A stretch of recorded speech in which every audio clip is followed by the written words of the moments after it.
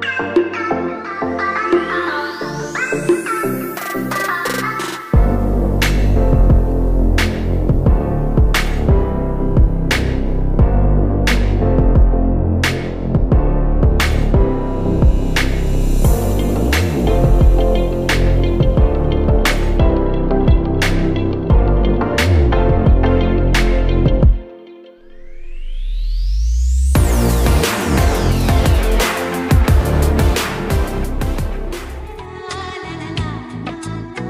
Hello నమస్తే, welcome to our channel అలా కాసేపు. లాస్ట్ వీడియోలో రామేశ్వరం నుండి మదురై వెళ్తున్నామని చెప్పాను కదా. రామేశ్వరంలో నైట్ 9:15కి కన్యాకుమారి ఎక్స్ప్రెస్ ఎక్కాం. మదురై వచ్చేసరికి 12 అయింది. జస్ట్ 2.5 అవర్స్ లో మదురై వచ్చేసాం. అంటే రామేశ్వరం నుండి 173 కిలోమీటర్స్ దూరం ఉంటుందంటే, రైల్వే స్టేషన్ నుండి మీనాక్షి అమ్మ టెంపుల్ కి 1.5 కిలోమీటర్ దూరం ఉంటుంది. ప్రతి వీడియోలోనూ చెప్పే మాటే, ఆటో వాళ్ళతో రూమ్ కోసం ఎంక్వైరీ చెయ్యొద్దు. ఏదో ఒక రూమ్ మనకి అంటగట్టే వరకు వాళ్ళు మనల్ని వదలరు. ఇది 1-2 సార్లు మేము ఎక్స్పీరియన్స్ అయ్యాం కాబట్టి ఇన్నిసార్లు చెప్తున్నాను. మేము ఎప్పట్లానే స్టేషన్ నుండి టెంపుల్ దగ్గరికి వెళ్ళిపోయి రూమ్ కోసం వెతుక్కోవడం స్టార్ట్ చేసాం. ఈ టెంపుల్ సరౌండింగ్స్ లో చాలా హోటల్స్ ఉన్నాయి, బట్ చాలా వరకు క్లోజ్డ్ లో ఉన్నాయి ఆ టైంలో. ఫైనల్లీ శ్రీ జయ విష్ణు రెసిడెన్సీలో రూమ్ తీసుకున్నాం. మదురైలో రూమ్ రెంట్స్ చాలా ఎక్కువ చెప్తున్నారు, కానీ ఆ ప్రైస్ కి తగ్గట్టు అస్సలు ఉండవు, యావరేజ్ అనమాట. అందులోనూ ఆన్లైన్ బుకింగ్స్ కూడా ఉండవు, మనం డైరెక్ట్ గా వెళ్లి బుక్ చేసుకోవాల్సిందే. ఇంకా అలా రూమ్ కి వెళ్లి రెస్ట్ తీసుకుని మార్నింగ్ 10కి దర్శనానికి వెళ్ళాం. టెంపుల్ కి వాకబుల్ డిస్టెన్సే, బట్ ఎండ అయితే చాలా విపరీతంగా ఉంది. రామేశ్వరం నుంచి మదురై వచ్చాము. ఇప్పుడే మొత్తం అంతా రెడీ అయ్యి టెంపుల్కి వెళ్తున్నాం. యాక్చువల్గా ఎర్లీ మార్నింగే వెళ్దాం అనుకున్నాం, కానీ చాలా అలసిపోయి ఇంకా వెళ్ళలేక పడుకున్నాం. మెలకు రాలేదు మాకు. మెయిన్ అండ్ గోపురం ఐ థింక్ ఏదో జరుగుతున్నట్టుంది కదా, కన్స్ట్రక్షన్ పెయింటింగ్ జరుగుతున్నట్టుంది. చూపిస్తాను చూడండి. జనరల్ గా రామేశ్వరం వచ్చిన వాళ్ళు మదురై వచ్చిన వాళ్ళు రామేశ్వరం రెండు కంపల్సరీ విజిట్ చేస్తారు. ఈ మీనాక్షి అమ్మ టెంపుల్ కి 4 వైపులా 4 గోపురాలు ఉంటాయి. అలాగే 4 వైపులా కూడా ఎంట్రీ ఉంటుంది. మేము తీసుకున్న రూమ్ వెస్ట్ గోపురం వైపు, సో మేము వెస్ట్ గోపురం నుండి దర్శనానికి వెళ్ళాం. ప్రెసెంట్ పెయింటింగ్ వర్క్స్ జరుగుతున్నాయి, అందుకే ఈ గోపురాలని చూడలేకపోయాం. మార్నింగ్ 4:30కే టెంపుల్ ఓపెన్ చేసేస్తారు. ఆఫ్టర్నూన్ 12:30 వరకు, మళ్ళీ 3:30 నుండి నైట్ 9:30 వరకు ఉంటుంది. ఈ టైమింగ్స్ లోనే మళ్ళీ 4 టైమ్స్ కర్టెన్ టైం ఉంటుంది. చూసుకుని దర్శనానికి వెళ్తే బెటర్. ఈ 4 వైపులా కూడా ఎంట్రీ దగ్గర మనకి లాకర్ రూమ్స్ ఉంటాయి. మొబైల్స్ కి 5 రూపీస్, లగేజ్ కి 2 రూపీస్ ఛార్జ్ చేస్తారు. చెప్పులకి ఫ్రీ స్టాండ్ ఉంటుంది. లోపలికి ఎలాంటి ఎలక్ట్రిక్ గ్యాడ్జెట్స్ కూడా అలౌ చేయరు. ఫ్రంట్ ఎంట్రీ దగ్గరే చాలా స్ట్రిక్ట్ గా చెకింగ్ ఉంటుంది. ఫ్రీ దర్శనం అలాగే స్పెషల్ దర్శనానికి 50-100 రూపీస్ టికెట్స్ ఉన్నాయి. జనం పెద్దగా లేరని మేము ఫ్రీ దర్శనానికే వెళ్ళిపోయాం. మా దర్శనం 1 hour లో కంప్లీట్ అయిపోయింది. మొత్తం అంతా సక్సెస్ఫుల్గా ఫినిష్ చేసి బయటకు వచ్చేసాం. ఫుల్ ఎండ. టెంపుల్లోకి ఎంటర్ అవ్వగానే పెద్ద పెద్ద పిల్లర్స్ ఉంటాయి. వాటి మీద శిల్పాలు ఎంత అందంగా ఉంటాయో అసలు.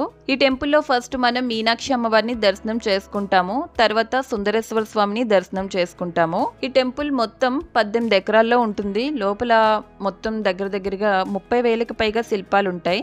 దర్శనం అయిపోయిన తర్వాత కోనేరు ఉన్న ప్లేస్ ఉంటుంది. ఆ కోనేరులో మనం గోల్డెన్ లోటస్ చూడొచ్చు. ఆ తర్వాత 1000 కాళ్ళ మండపం ఉంటుంది. దానికి ఎంట్రీ టికెట్ 5 రూపీస్. ప్రతి పిల్లరు యూనిక్ గా ఉంటుంది. ఏ 2 పిల్లర్స్ కూడా సేమ్ ఉండవు. అది కూడా చాలా బాగుంటుంది. ఫస్ట్ టైం వెళ్లే వాళ్ళు లోపల కొంచెం టైం స్పెండ్ చేసి ఏమీ మిస్ అవ్వకుండా అన్ని చూడండి. లోపల చాలా చాలా బాగుంటుంది. ఇలా దర్శనం అయిపోయిన తర్వాత ఆఫ్టర్నూన్ రూమ్ కి వెళ్ళిపోయి చక్కగా రెస్ట్ తీసుకుని ఈవినింగ్ హ్యాపీగా షాపింగ్ ప్లాన్ చేసుకున్నాం. టెంపుల్ ఏరియాలో చాలా షాప్స్ ఉన్నాయి. సరదాగా స్ట్రీట్ షాపింగ్ చేసినట్టు ఉంటుంది. అది కాకుండా మిగిలిన 3 గోపురాలు కూడా చూసినట్టు ఉంటుందని మళ్ళీ ఈవినింగ్ వచ్చాం. అసలు ఈ 4 గోపురాల మీద 4000 శిల్పాలు ఉంటాయి, కానీ పెయింటింగ్ వర్క్స్ వల్ల క్లోజ్లో ఉండటంతో చూడలేకపోయాం. ప్రపంచంలో ఉన్న అతి పురాతనమైన టెంపుల్స్ లో మదురైలో ఉన్న మీనాక్షి అమ్మవారి టెంపుల్ కూడా ఒకటి. అలాగే 2500 సంవత్సరాల చరిత్ర కలిగిన అతి పురాతనమైన నగరం, దగ్గరగా కాశీ అంత చరిత్ర ఉన్న నగరం ఈ మదురై. మరి ఇలాంటి ప్లేస్కి వచ్చి గుర్తుగా ఏదో ఒకటి కొనుక్కోవాలి కదా. ఇప్పుడే మేము నైట్ జస్ట్ షాపింగ్ కోసం వచ్చాము. లైట్గా చినుకులు పడుతున్నాయి. ఇక్కడ ఎక్కువగా మాకు చాలా మీరు చూస్తే చాలా బాగుంటుంది. పొద్దునేమో ఫుల్ ఎండ్ ఉంది, టూ మచ్ అనమాట. క్వైట్ ఆపోజిట్ ఇప్పుడు చాలా కూల్గా.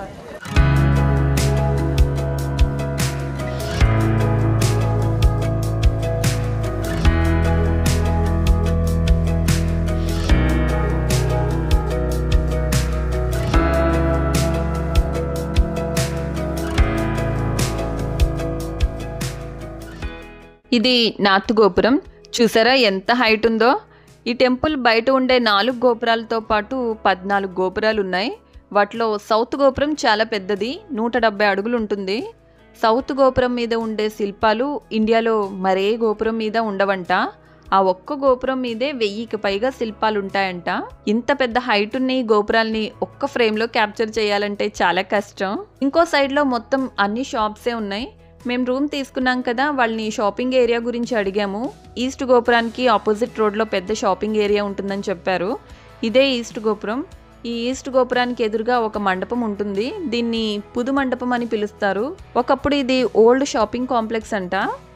లోపల చిన్న చిన్న షాప్స్ ఉండేవంట ఒకప్పుడు. చాలా డ్యామేజ్ అయింది. సో షాప్స్ అన్నీ తీసేశారు. విజిటర్స్ని కూడా లోపలికి ప్రజెంట్ అలౌ చేయట్లేదు. ఇక్కడ బ్రాస్ ఐటమ్స్ ఉన్న షాప్స్ ఎక్కువగా కనిపించాయి. ఆ పక్కనే మధురై ఫేమస్ జిగరతండ కనిపించింది. ఇక్కడ కంపల్సరీ టేస్ట్ చేయాల్సిన డ్రింక్ ఇది, చాలా బాగుంటుంది. ఈస్ట్ గోపురం పక్కనే ఉన్న మరో ఎంట్రన్స్ ఇది. బయట సైడ్ ఉండే ఈ 4 గోపురాల్లో ఈస్ట్ గోపురం చాలా పురాతనమైందంట. పార్వతీదేవి అవతారమైన మీనాక్షిదేవిని వివాహం చేసుకోవడానికి శివుడు సుందరేశ్వరుడిగా అవతరిస్తాడు. విష్ణుమూర్తి తన చెల్లి పెళ్లి చేయడానికి వైకుంఠం నుండి బయలుదేరతాడు. కానీ పెళ్లి టైంకి రాలేకపోతాడు. ఈ వివాహ మహోత్సవాన్ని మధురైలో ఒక పెద్ద పండుగలాగా చేస్తారు. వివాహం అయిన తర్వాత ఇక్కడ మీనాక్షిదేవిగా సుందరేశ్వర స్వామిగా వెలిసారని చెప్తారు. నైట్ అయితే జనం కొంచెం ఎక్కువగానే ఉన్నారు. మేము ఈ ఈస్ట్ గోపురం ఆపోజిట్ షాపింగ్ రోడ్లోకి వెళ్తున్నాం. కరెక్ట్గా వర్షం స్టార్ట్ అయ్యింది. 1.5 అవర్ ఆగకుండా చాలా గట్టిగా పడింది. ఎక్కడి వాళ్ళు అక్కడ అలా స్ట్రక్ అయిపోయారు. రోడ్స్ అన్నీ మునిగిపోయాయి. ఫుల్ వాటర్ వచ్చేసింది. మేము ఒక షాప్లో ఉండిపోయాం చాలాసేపు.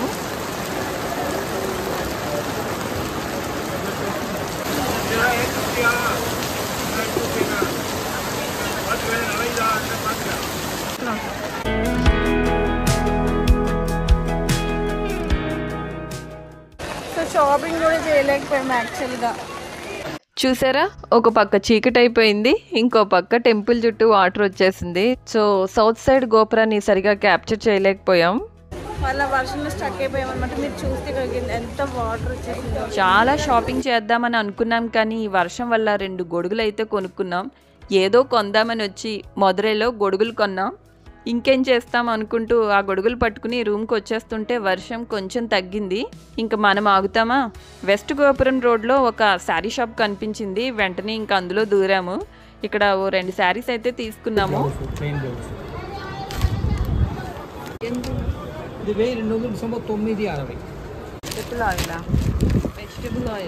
వెజిటేబుల్ ఆయిల్ ప్రింట్ ఏమి పోచేది కాదు. మీరు మళ్ళీ అక్కడ ఫోన్ చేయాలి. చీరలు మంచిగా ఉన్నది, అన్ని కలర్స్ వేరు, డిజైన్స్ ఏమి పోచేది కాదమ్మా. మీరు ఒక రోజు ఇక్కడ వెయిట్ చేసిందే ఒక్క చీరలు పెట్టండి, ఇక్కడే కట్టుకోండి, ఇక్కడే వాష్ చేసి చూడండి.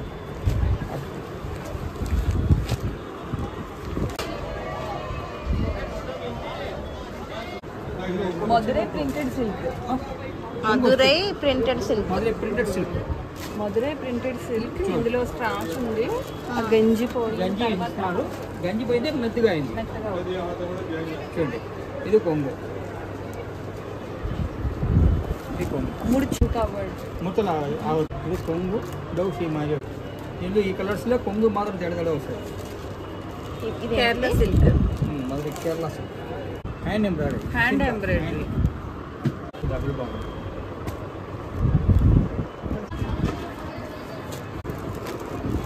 $2,500 డిసెంబర్ 2000. ఇది కొంగు, బ్లౌజ్, సీర డిజైన్. మధురై నల్లి సిల్క్ 2500 డిసెంబర్ 2000. అన్ని హ్యాండ్లూమ్ శారీస్. అన్ని మగ్గమే. ఫైనల్గా మా డే మధురైలో ఇలా గడిచింది. ఇంకా రూమ్కి వెళ్ళి రెస్ట్ తీసుకుని ఎర్లీ మార్నింగ్ 4కి శ్రీరంగం స్టార్ట్ అయ్యాం. ఇదండి మధురైలో మా ముచ్చట్లు. ఈ వీడియో మీకు ఎలా అనిపించిందో కామెంట్ చేయండి. అలాగే వీడియోని లైక్ చేయండి, షేర్ చేయండి, ఛానల్ని సబ్స్క్రైబ్ చేసుకోవడం మాత్రం మర్చిపోవద్దు. మరో మంచి వీడియోతో మళ్ళీ కలుద్దాం. Until then, by.